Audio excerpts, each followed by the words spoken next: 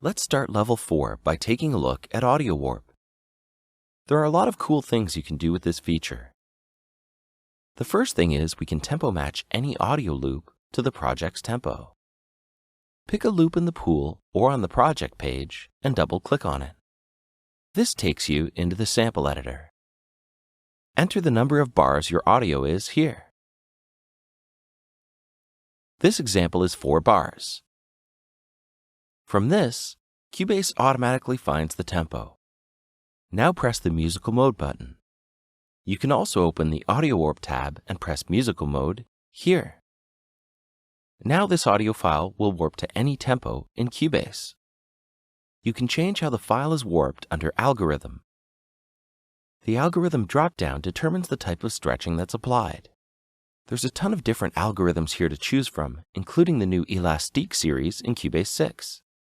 To find out in detail what each one does, go to the Help menu and under Documentation, choose Operation Manual. Press Ctrl or Command F and type in Algorithm. Click here and you have a detailed explanation of each type available. For now, we're going to use the standard algorithms as they take up less processing power and are easy to choose. For example, if you're warping drums, then change this to drums. Couldn't be easier. Set the quantize to 16th notes and move the swing amount to the right.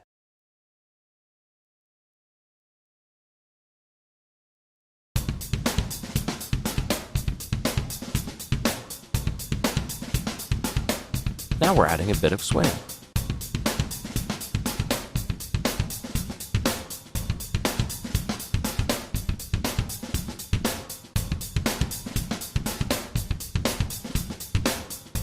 You can also manually adjust the grid or tempo of the file if the auto adjust didn't give you great results. Go back to the Definition tab and make sure that Manual Adjust is activated. Now we can move these markers to align the bars and beats with our audio event.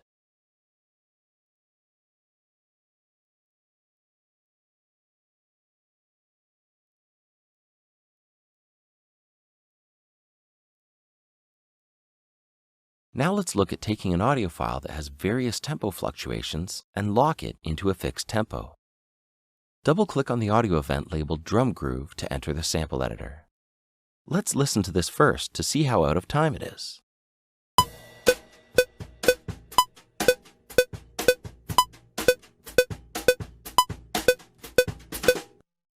Activate Musical Mode and enter the number of bars and beats that your audio is.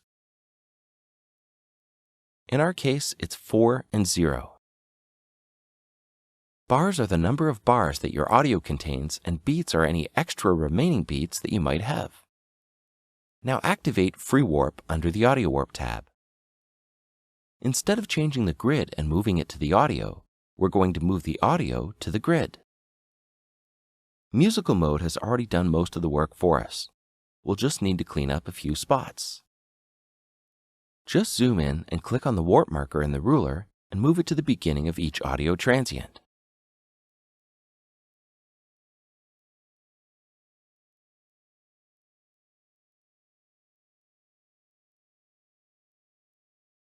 I love the way Cubase animates the work that you do here.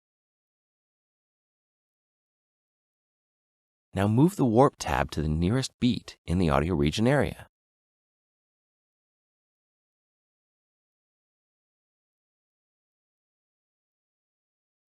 You may need to adjust the quantize to get all the beats.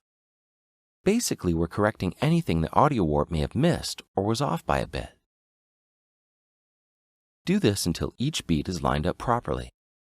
What you're actually doing is time stretching every beat so that it lines up with the tempo of Cubase. This may take a bit of time, but it's well worth it. Here's what it should look like when you're done. If you have trouble seeing the beginning of the transients while editing, you can also adjust this slider here to magnify the audio waveform. You can undo your mistakes by hitting Ctrl or Command Z, or you can shift-click on the ruler to erase a warp tab. Now let's take a listen to it. The loop is now playing back in perfect time.